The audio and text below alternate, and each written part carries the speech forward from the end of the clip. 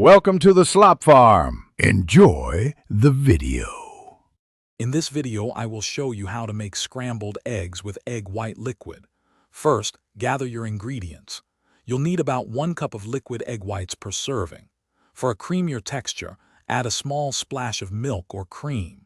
Don't forget to season with a pinch of salt and pepper right away. This simple preparation ensures your eggs will be flavorful and delicious from the start, setting the stage for a perfect breakfast. Now let's get cooking.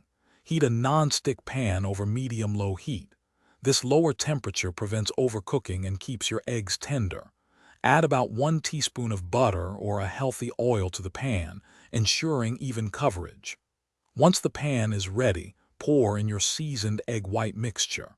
Let it sit undisturbed for about 30 seconds, allowing the edges to just begin to set. The key to fluffy scrambled egg whites is gentle handling. Once the edges start to set, use a spatula to gently push the cooked portions towards the center of the pan. Tilt the pan to let the uncooked liquid flow underneath. Continue this gentle folding motion until the eggs are mostly set but still look a little moist. This ensures they remain tender.